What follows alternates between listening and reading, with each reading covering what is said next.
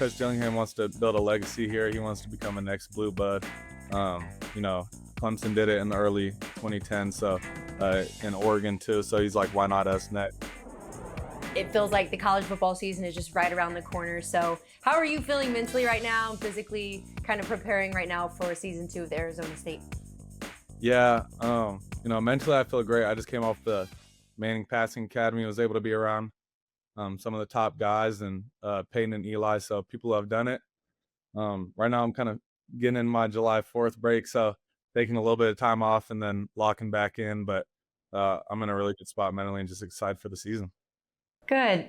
I know you personally obviously started your college career at Michigan State and then joined the Sun Devils last year and then went on to have a standout season. Could you kind of talk about that transition and why you think things worked out so well at Arizona State?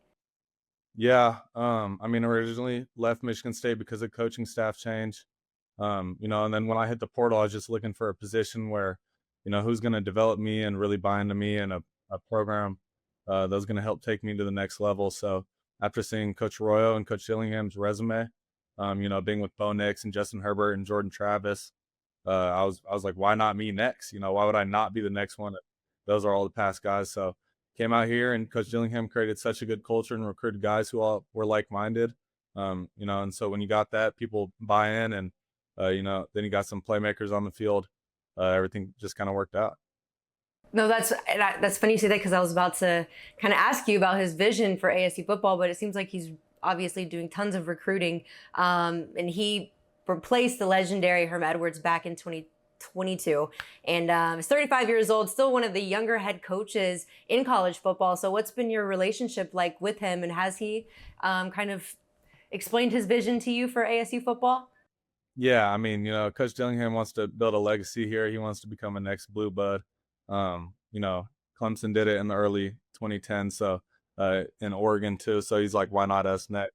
That's kind of his vision. And then, just me and his relationship has grown so much. That's my guy.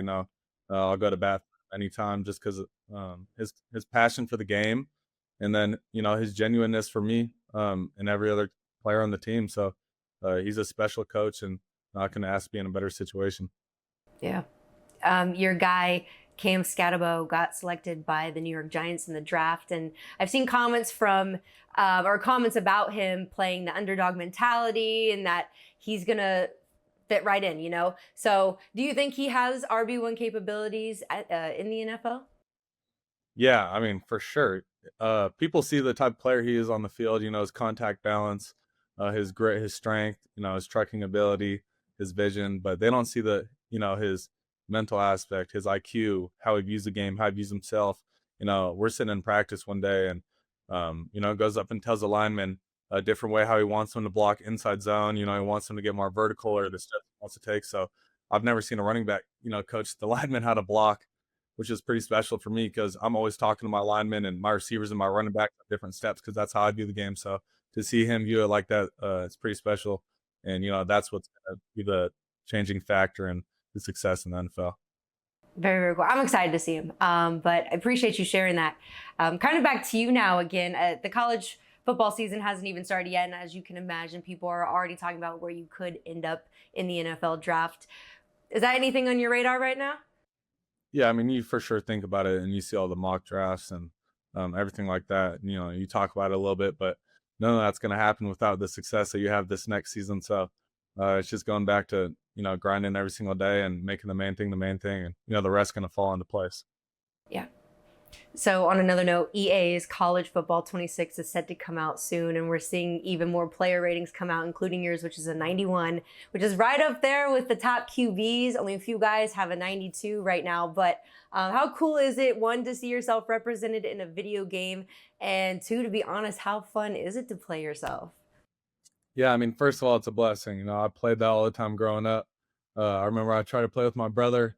He got to college the year after they stopped making them, so I was sad I wasn't able to play with him. And then, seeing myself in the last year's game was pretty special. But now to be a higher rating and a little bit better of a player, it's going to be more fun running around and making plays. So I'm excited about it. Yeah, they got awareness up there as one of your highest rated skills, or highest rated stats, I should say. Do you agree that's one of your best skills on the field? Yeah, for sure. I'd say that's probably one of my best. Okay, okay. So when I was looking you up in preparation for this interview, I saw that you have a list of people you don't like, which I thought was hilarious. And I love that you use that as motivation. So I'm curious about that list.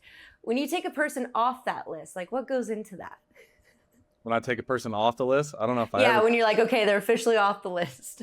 I don't know if I'll ever take anybody off the list. You know, I kind of sticks with Ooh. people from who were right above me in high school. I still view them in a type of way, but you know, it's nothing against them personally. It's just how I feel about the game. You know, I kind of separate the two categories. You know, after going to the Manning camp, you know, I became great friends with about every single guy there. But you know, then there's still a different factor of how I view the competitive nature of it. So I guess I never really take it off, and use always as motivation.